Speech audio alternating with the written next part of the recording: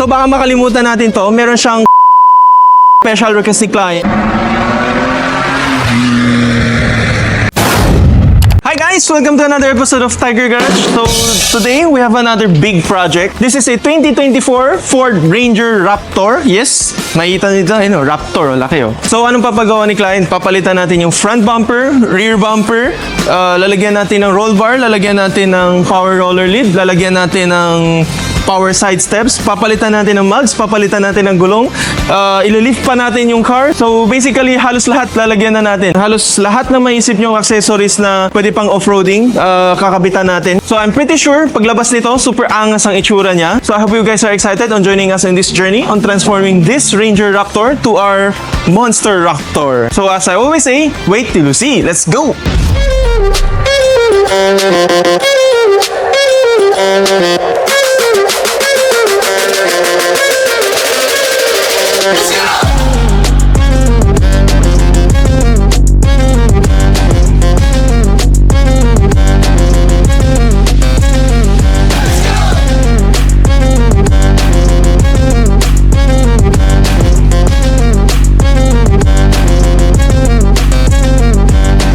Alright, natapos na natin yung project natin.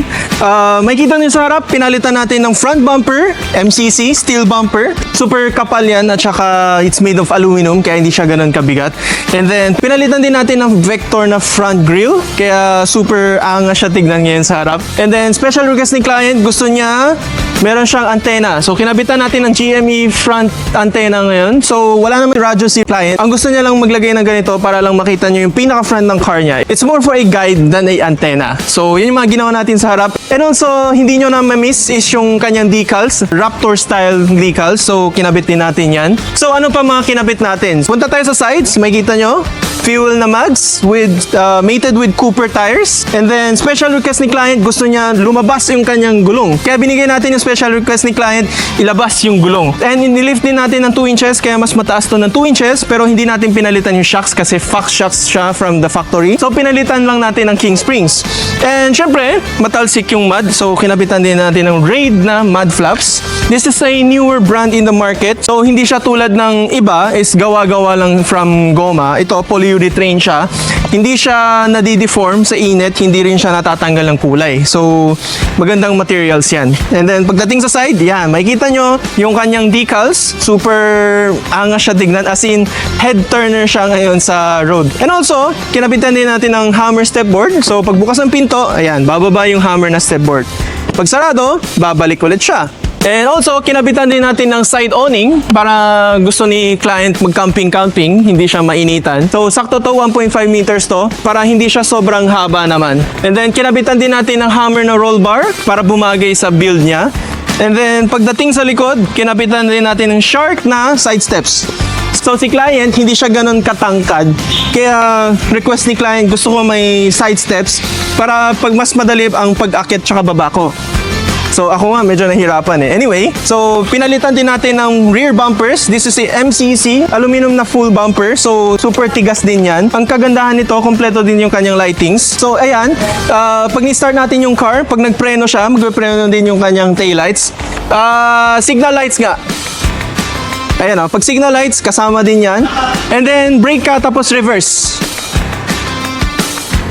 Ayun o, ito ang reversing light natin. So, kompleto tayo sa lights. And also, special request ni client, gusto niya may lights din sa cargo area. So, meron din tayong ilaw sa likod. So, baka makalimutan natin to, meron siyang konting small touches na special request ni client. Well, this is personal preferences. Gusto ni client, marami siyang lights sa grill. Pabukas yung auxiliary 6. So, sinetting natin na nilagay natin sa auxiliary 6. So, basta i-on mo lang yung auxiliary switch, mag-iilaw yung kanyang mga design lights for the night. So, hindi naman siya nakakasilaw. Actually, medyo cool nga siya tignan for me. So, meron siyang lights dito sa grill. Meron din siyang lights sa busina. That's special request ni client yan. So, ayan. If you guys are interested in this item or any other of our item, just give us a message and let us make it happen. Thank you guys for watching. Let us see you next time. Goodbye!